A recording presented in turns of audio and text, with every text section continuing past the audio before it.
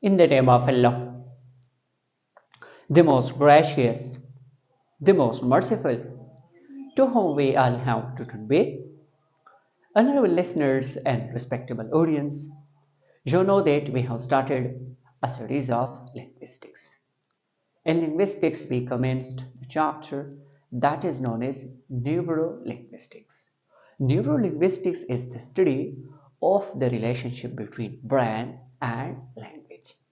Today, I am going to teach you orbitofrontal cortex. What is orbitofrontal cortex? What are the functions of orbitofrontal cortex and where it is located? And if this part of the brain is damaged, then what problems can be faced by human? Listeners and audience, orbitofrontal cortex is the part of the brain that is located in the prefrontal cortex. This part of the brain carries various functions in the brain. First of all, the most important function, which is different from all parts of the brain, that is helping and social behavior. In general explanation, I will say this part of the brain helps us to interpret body language, facial expression, tone, and social behavior of a person. For example, when you are sitting with your friends and there are so many people around there, one person criticized you. So now, according to the social behavior, this part of the brain helps you to respond according to the situation, according to the context. Now, looking at that situation, you will try to choose and select appropriate words because not only your friends are there, but other people, they are also participating there. So instead of providing emotional response, informal words, you will try to select best words. Your response will be constructive, informative, persuasive, and argumentative, based on argument in order to defend your answer. It means you will try to defend yourself in a constructive and formal way. Second one is facial expression. I have written expressing facial expression. For example, it interprets the facial expression of a person. Either a person is happy, what kind of communication is required when he is happy?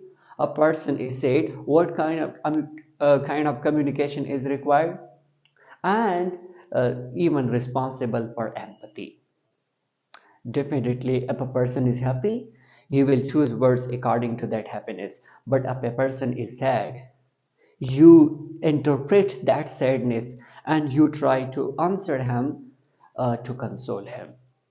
For example, a person is sad, he has lost his job, and this part of the brain help you to console that person with some words that helps that person. For example, you will say to that person, you don't worry, I am with you. You also try your best to find your job, and I'm also searching your job. If you need any help, I'm with you. I'm also going to support you with money. Consider me like your brother. So this is what facial expression. You are reading the facial expression of the person and respond. Even the body language.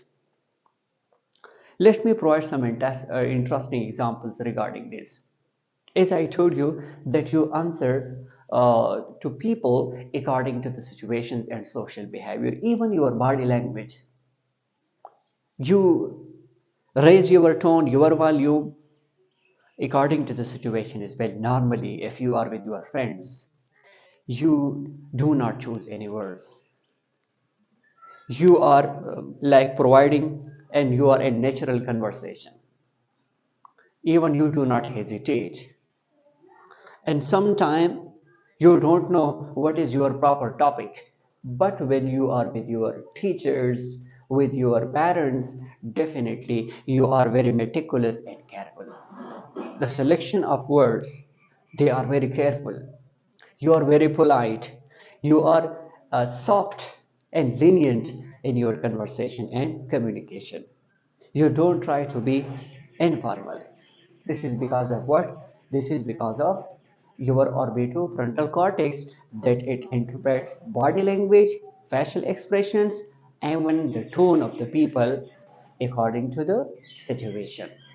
But remember, if this part of the brain is damaged, then the person will not be able to interpret correctly. Instead of the correct reading and interpreting of the facial expression, he will misinterpret the response of the people, the facial expression and body language of the people. So hope that now you know about orbitofrontal cortex and its function. Thank you.